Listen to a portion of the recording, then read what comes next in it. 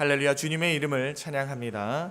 오늘 이 새벽에도 우리 주님께서 우리와 함께 하시고 우리들의 예배를 기쁘게 받아주실 것입니다. 장로님들 귀한 찬양 감사드립니다. 이제 특세가 3분의 2가 딱 됐네요. 그렇죠?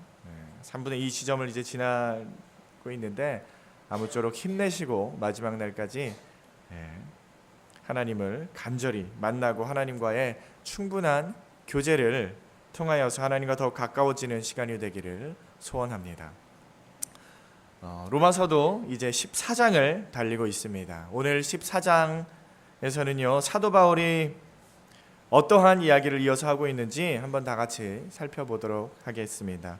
일단 오늘 읽은 본문에서 드러나는 신학적인 초점이라고 할까요?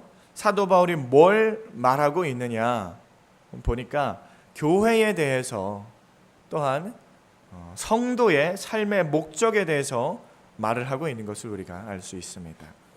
그렇다면 교회에 어떠한 일이 있었고 뭐가 문제였는지, 그리고 오늘 본문이 말하려고 하는 핵심이 무엇인지 한번 차근차근 살펴보도록 하겠습니다. 일단 로마서라는 책 자체가 어떠한 성격을 가지고 있습니까? 로마서는 어떠한 책이에요? 로마서의 장르, 이 글의 장르는 무엇입니까? 편지예요. 편지글입니다. 편지라는 글의 특징이 무엇이냐면 편지를, 이 글을 읽게 되는 그 독자, 타겟이라고 할까요? 그 글을 읽는 독자가 분명하다라는 겁니다. 분명히 정해져 있어요. 많은 책들이 사실 대충은 그 독자들을 타겟을 정하긴 합니다만 굉장히 광범위해요. 하지만 이 편지라는 것은 독자가 굉장히 좁아요. 확실합니다. 그래서 태어나서 편지 한 번도 안 써보신 분은 없을 거라고 생각하십니다. 그렇죠? 어떻게든지 간에 편지를 한 통 이상씩은 써보셨을 거예요. 그런 편지를 쓸 때 대상을 아마 정하고 쓰셨을 거예요. 연애 편지를 쓰셨든 군인 아저씨에게 편지를 쓰셨든지 간에 편지는 항상 타겟이 먼저 정해져 있다는 거예요. 그래서 로마서도 마찬가지로 편지글인데, 그러면 이 편지를 쓴 작성자는 누굽니까? 사도 바울이라고 하는 사람입니다. 로마서는 사도 바울이라고 하는 사람이 썼어요. 그럼 편지를 받는 독자, 편지를 받는 사람은 누굽니까? 누구냐면요, 로마 교회라는 거예요. 로마 교회. 우리가 우이젤 교회 이렇게 모였듯이 로마에도 그렇게 교회가 있었어요. 로마 교회. 그 로마 교회의 성도들에게 사도 바울이 편지를 쓴 겁니다. 그래서 로마 교회는 어떠한 교회냐?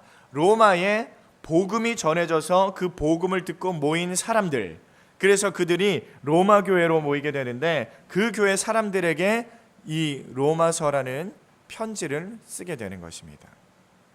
근데 이 14장에서는요, 그 글에 뭐라고 말하고 있냐 하면요, 뭔가 그 로마 교회에 가지고 있는 문제점에 대해서 언급을 합니다. 문제가 있는 것 같아요. 그러면서 그 문제에 대해서 사도 바울이 이야기를 합니다. 권면을 하는 거죠.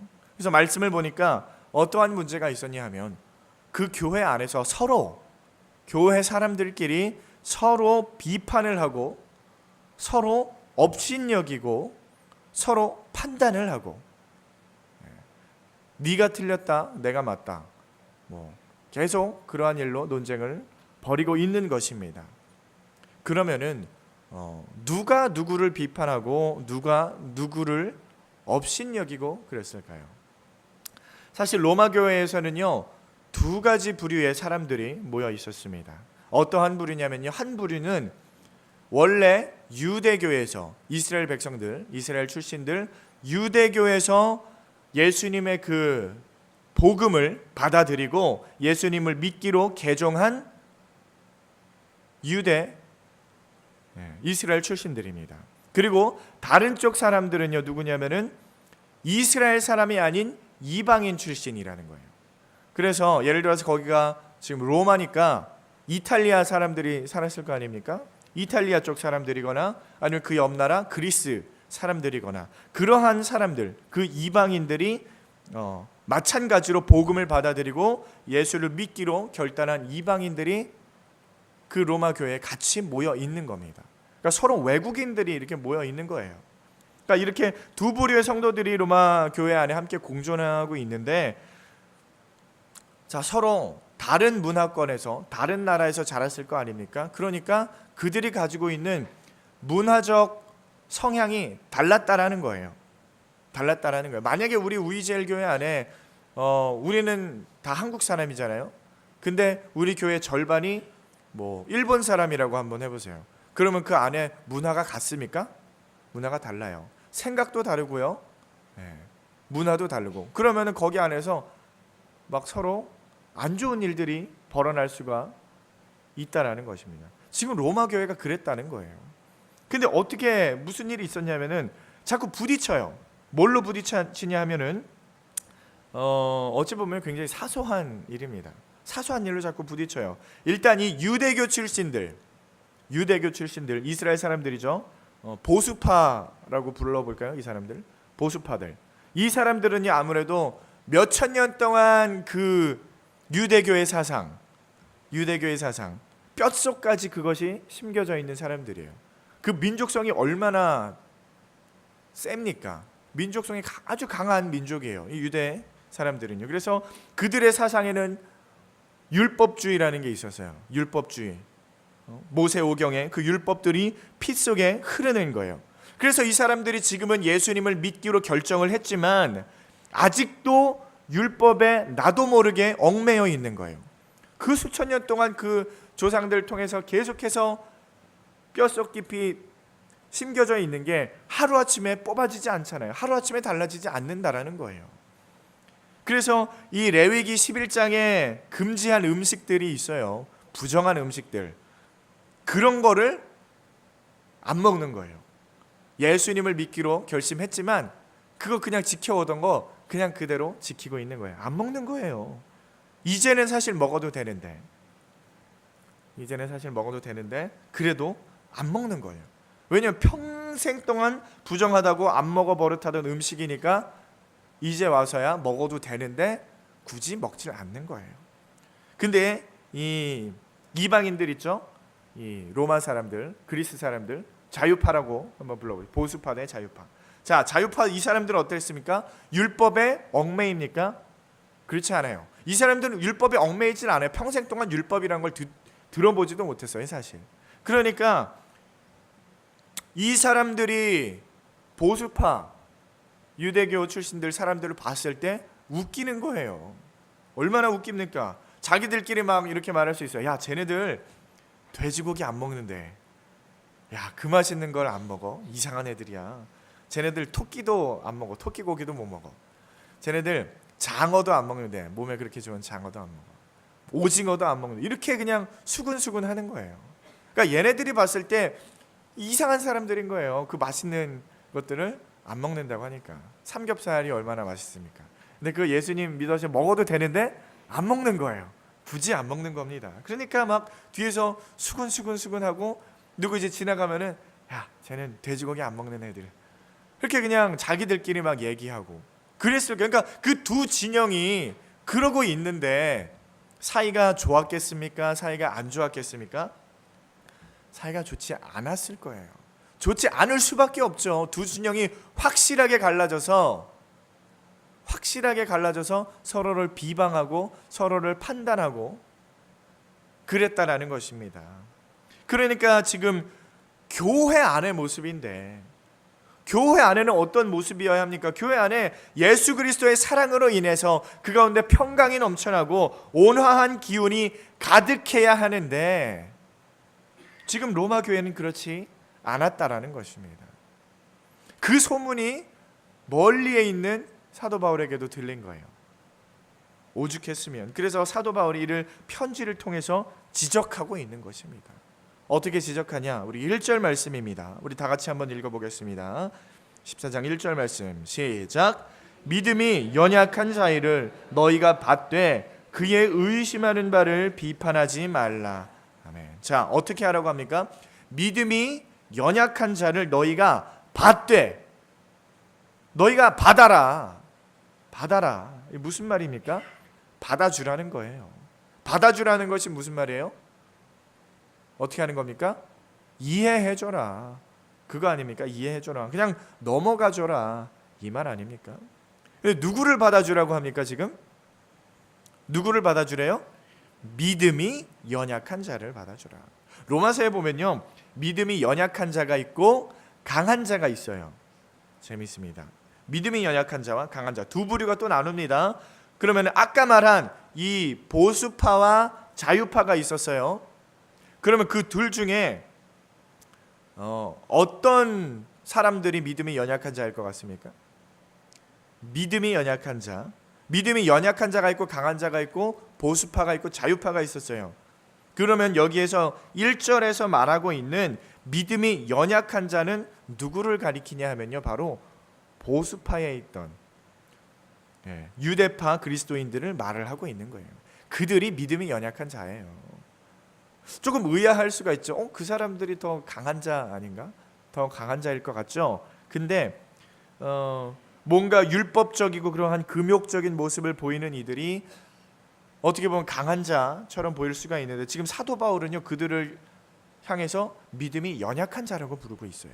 왜 그러냐 하면, 중요한 것은요, 지금 사도 바울은 뭔가 성도들의 어떠한 행위, 그걸 통해서 보고자 하는 것이 아니라 오직 믿음이라는 관점에서 지금 사람들을 판단하고 있기 때문에 믿음에 관해서는 더 연약한 자다. 그래서 그렇게 보는 것입니다. 그래서 그들은 아직도 믿음이 연약한 거예요.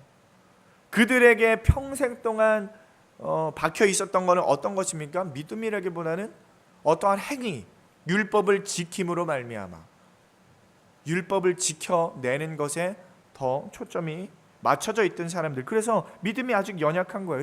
그래서 예수 그리스도로 말미암아 이제는 율법에서 자유해져서 먹는 것도 자유해지고 그래야 하는데, 아직 마음 한구석에는 의심이 조금 남아있는 거예요. 내가 믿기는 믿지만 율법 이거 안 지켜도 되나? 내가 돼지고기 먹어도 되나? 저거 한번 먹어보고 싶은데 아직 조금의 의심이 남아있는 거예요. 이거 진짜 괜찮은 건가? 그런 식으로. 그래서 조상 대대로 지켜내려오던 그 의문이라는 틀을 깨기가 매우 어려운 자들이었다는 거예요, 보수파들. 그래서 그들을 믿음이 연약한 자, 그렇게 불렀다는 것입니다. 그러면 강한 자는 어떻습니까? 믿음이 강한 자, 이방인들을 말하는 것입니다. 근데 사실 이방인들이 강한 자라고 하는 것이 그들 스스로가 믿음이 강한 자가 아니라, 믿음은 누가 주시는 것입니까? 성령님이 주시는 거예요. 하나님께서 허락하시는 것입니다. 그러니까 오직 주님의 구속의 은총만을 의지하는 자, 바로 믿음의 담대함을 가진 자를 의미하는 것인데요. 아무튼 그래서 이 믿음이 강한 자와 연약한 자가 구별이 되어 있는데, 사도 바울은요, 너희 강한 자들이 믿음이 약한 자들을 받아라. 너희들이 받아줘라.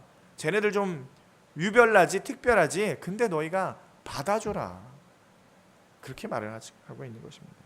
만약에 믿음이 연약한 자를 받아주지 못한다면요, 지금 이 강한 자라고 불리는 이 이방인들, 그들은 결코 성숙한 자도 아니고 진정으로 강한 자라고 할 수도 없는 자들인 거예요.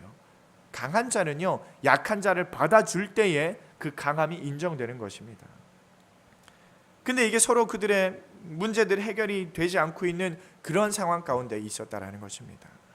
근데 여기서 사도 바울이 중요한 한마디를 그들에게 던져요. 그래서 그 한마디를 던짐으로 말미암아 그 시끄러운 그 문제를, 갈등을 그냥 침묵시켜 버립니다. 그게 어떠한 말씀이냐면요, 오늘 본문 3절 말씀입니다. 3절 말씀 우리 다 같이 한번 읽어보겠습니다. 시작. 먹는 자는 먹지 않는 자를 업신여기지 말고 먹지 못하는 자는 먹는 자를 판단하지 말라. 이는 하나님이 저를 받으셨음이니라. 아멘. 자, 여기서 중요한 부분이 있습니다. 중요한 부분 어디입니까? 마지막에 이는 하나님이 저를 받으셨음이니라. 그게 중요한 거예요.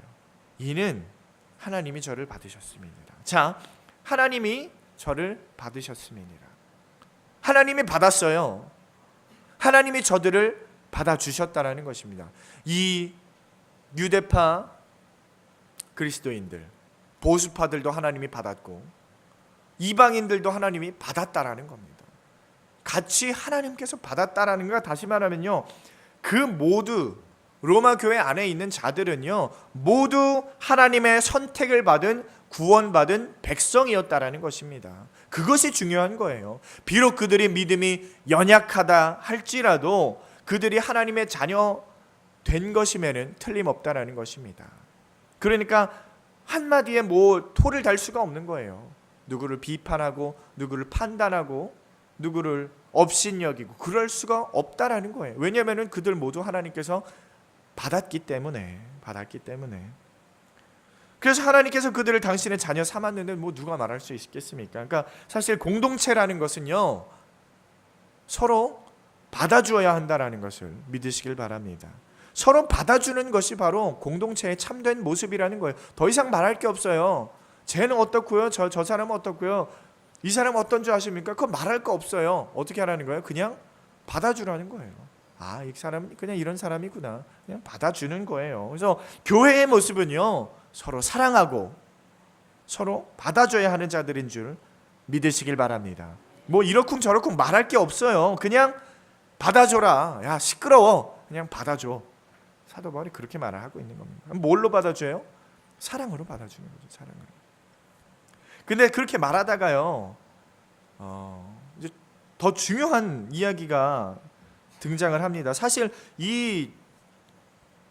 이러한 문제가 사실 별로 중요한 문제는 아니었어요. 그러니까 한마디로 일단락을 지어버리고 진짜 중요한 말씀이 등장합니다. 7절 말씀. 우리 7절 말씀을 다 같이 한번 읽어보겠습니다. 시작. 우리 중에 누구든지 자기를 위하여 사는 자가 없고 자기를 위하여 죽는 자도 없도다. 아멘. 자, 그래서 제가 방금 말씀드렸듯이 1절부터 6절 말씀까지는요 어떻게 보면은 구원사적인 문제에 대해서 우리가 구원을 얻는 데에 있어서 중요한 부분이 아니에요. 사실 유대교 이 그리스도인들이 먹어도 되지만 돼지고기, 뭐 토끼고기 이런 거 먹어도 되는데요 안 먹어도 사실 상관없어요. 꼭 먹어야 구원받습니까? 그거? 그렇지 않아요. 그 사람들은 그냥 평생 동안 돼지고기 안 먹고 예수님 믿어도요 구원을 받게 되는 거예요. 그러니까 중요한 문제가 아니다라는 거예요. 중요한 문제, 진짜 중요한 문제는요 그 다음에 나오는 거예요. 중요하지 않은 문제는요 그냥 한마디로 일단락 시키죠. 어떻게 하라고요? 그냥 받아줘라. 야, 받아줘. 그거 한마디로 끝내요. 근데 진짜 중요한 문제는요 7절부터 다루고 있습니다. 뭐가 중요한 문제냐? 죽고 사는 문제. 죽고 사는 문제를 지금 언급하고 있습니다. 성도 여러분, 죽고 사는 문제가 중요합니까? 중요하지 않습니까? 중요하죠. 제일 중요하죠. 죽고 사는 문제 제일 중요합니다. 그러니까 뭐가 어떻게 중요하냐? 자, 우리가 죽고 사는 문제에 대해서 사도 바울이 어떻게 말을 하고 있냐면요 8절 말씀에 사도 바울이 이렇게 말하고 있습니다. 다 같이 읽어보겠습니다. 시작. 우리가 살아도 주를 위하여 살고 죽어도 주를 위하여 죽나니 그러므로 사나 죽으나 우리가 주의 것이로라. 아멘. 아멘. 아멘 하셔야 합니다. 네. 이 말씀에는요 아멘이 나와야 돼요. 아멘. 지금 이 말씀은요 너희들이 복음을 제대로 알고 있냐? 복음을 제대로 깨달았느냐 하는 진정한 그리스도인인지 아닌지를 분간하는 어떠한 시금석과 같은 그러한 말씀이라는 거예요. 이 8절 말씀은 만약에 우리는 누굽니까? 교회를 말을 하고 있는 거죠. 우리들 교인들 중에 성도들 중에 자기를 위하여 살고 자기를 위하여 죽는 그런 사람이 있다면 그건 아직 그리스도인이 아니야. 그거 진짜 성도가 아니야. 그건 가짜 그리스도인이야. 예수님 믿는다고 하면서도 아직도 나를 위하여 살고 예수님 믿는다고 하면서도 나만 위하여 살고 나만 알고 그렇다면 그거는 성도가 아니야. 그런 말씀인 거예요. 왜냐면요 그리스도인이라는 것이 무엇입니까? 성도라는 것이 무엇이에요? 교회예요. 교회. 성도는 교회입니다. 우리 꼭 사람들이 이렇게 많이 모여야만 교회가 아니라 한 사람 한 사람을 떼놓아도 한 사람이 다 교회라는 거예요. 집에 혼자 있어도요, 세상 가운데 혼자 있어도 교회라는 것입니다. 여러분들은 성도는 교회예요. 교회는 무엇입니까? 하나님께서 핏값으로 사셨다고 하는 그 교회라는 겁니다. 성도. 그래서 고린도전서 6장 마지막 절에요, 너희는 너희의 것이 아니라 값으로 산 것이 되었느니라. 그래서 하나님께 영광을 돌려라, 그런 말을 하고 있어요. 하나님께서요, 우리들 성도 한 사람 한 사람 한 사람을요, 값을 주고 사신 것임을 믿으시길 바랍니다. 어떤 값을 주고 사셨어요? 예수 그리스도의 피라는 엄청난 값을 치르고 여러분을 성도로, 교회로 불러 모으셨다라는 겁니다. 그게 우리들이에요, 우리들. 그래서 우리들 성도들의, 여러분 한 사람 한 사람의 소유권은 누구에게 있는 것입니까? 하나님에게 있다라는 거예요. 여러분은 누구 거예요? 하나님 거라는 거예요. 하나님 거. 하나님께 우리의 소유권이 있다라는 거예요. 저와 여러분은 하나님의 소유 아래 있는 줄 믿으시길 바랍니다. 그러면 소유자가 하나님이면 하나님이 시키는 대로 해야 돼요, 안 해야 돼요? 해야죠. 근데 우리도 그렇게 합니까, 안 합니까? 안 해요. 그럼 문제예요, 문제 아니에요? 문제죠. 큰 문제입니다. 큰 문제예요. 그러므로 지금 사도 바울이 그래서 뭐라고 말하고 있는 거예요? 우리들이 누구를 위하여 살라고 하는 것입니까? 하나님을 위하여 살아가야 한다라는 거예요. 너희들 하나님 거면서 왜 하나님을 위하여 살지 않느냐? 그래서 오늘 본문 8절에 고백한 것처럼 우리가 살아도 주를 위해, 죽어도 주를 위해 그렇게 살아가야 한다는 것입니다. 그것이 성도로서 진짜로 중요하게 생각하고 살아가야 하는 근본적인 토대라는 것입니다. 그리고 그것이 바로 우리 성도들의 인생의 목표가 되어야 되는 거예요. 나의 인생의 목표 무엇입니까? 하나님을 위하여 사는 것, 하나님을 위하여 죽는 것, 그게 바로 우리 성도들의 인생이 되어야 한다는 거예요. 인생의 목적이 되어야 된다는 거예요.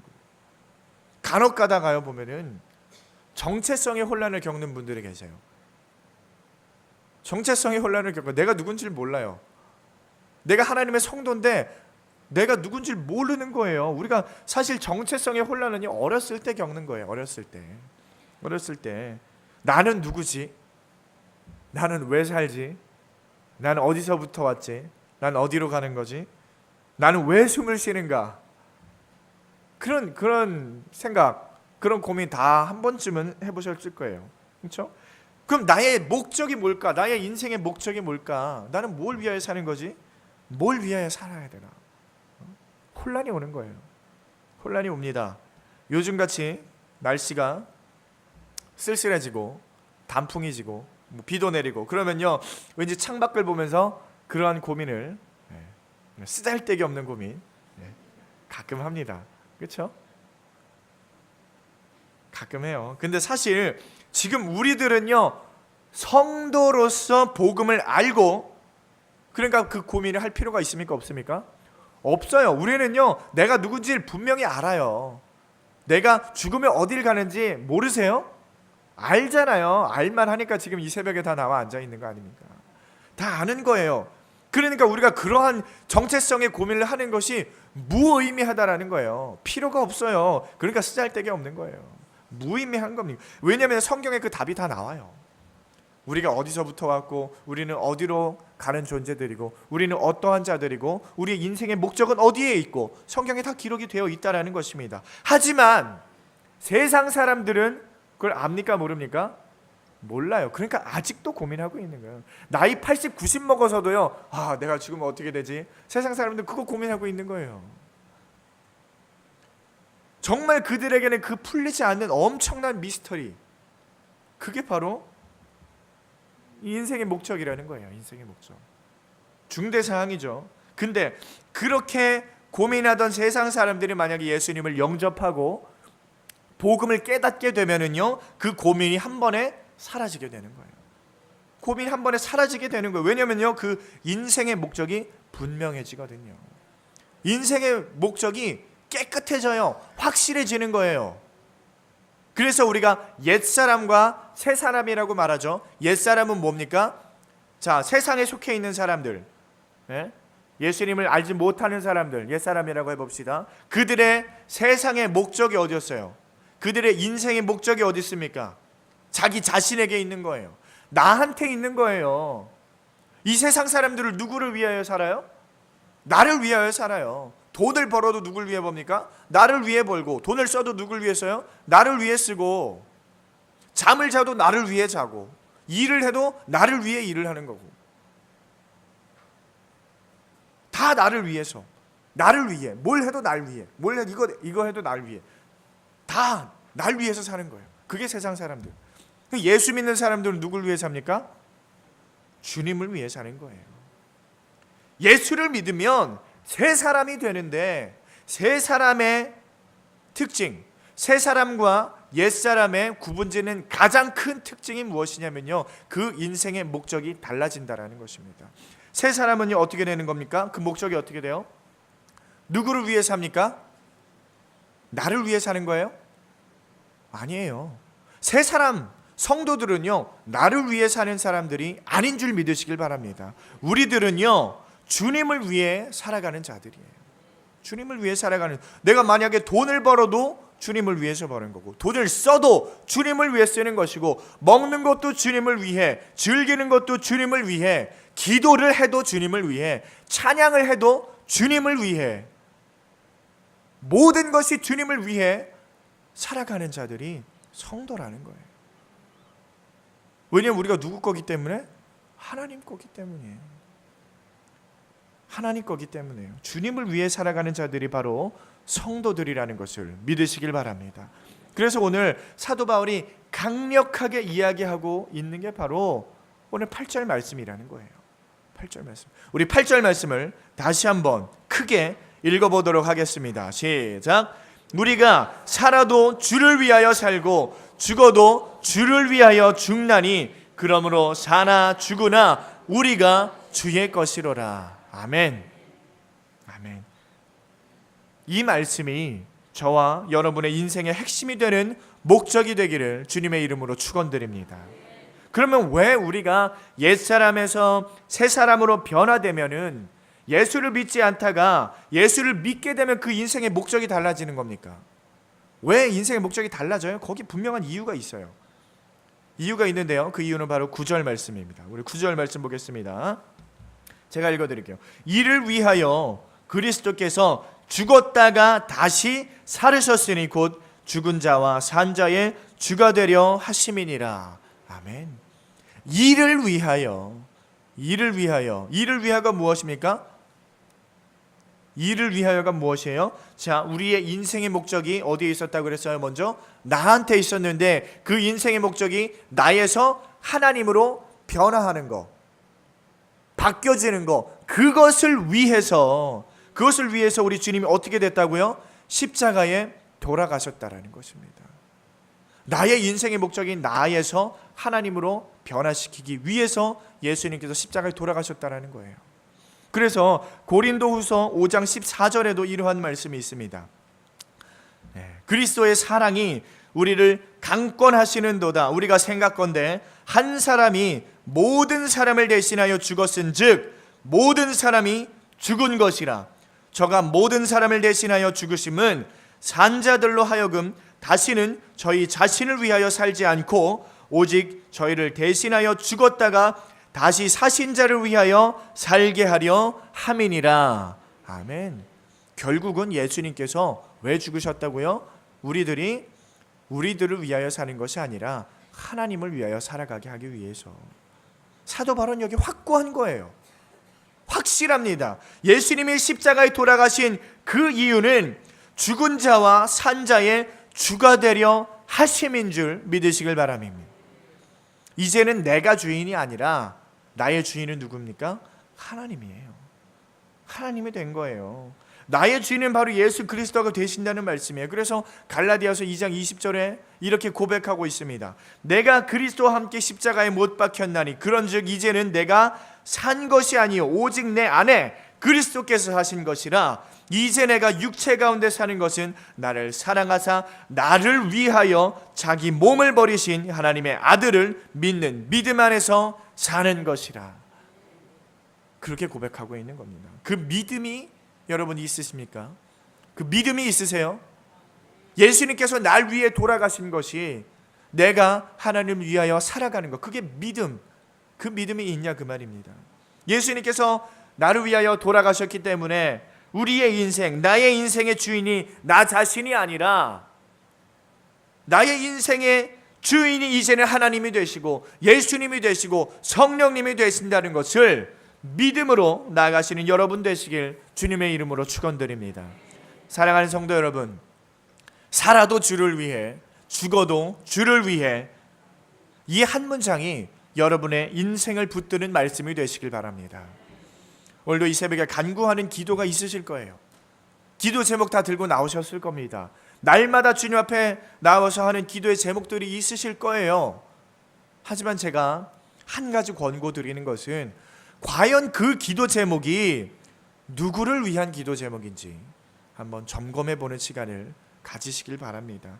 그 기도 제목이 나의 욕심을 위한 것인지, 정말 나만을 위한 것인지, 아니면은 그 기도 제목이 하나님의 나라를 위한 것인지, 주님을 위한 것인지 분별하여서 하나님께서 원하시는 기도를 올려드리는 여러분들 되시길 바랍니다. 그래서 우리 하나님께서 바라시는 삶 가운데로 날마다 주님과 동행하는 삶을 살아내는 우리 사랑하는 우이제일교회 성도 여러분 다 되시길 주님의 이름으로 축원드립니다.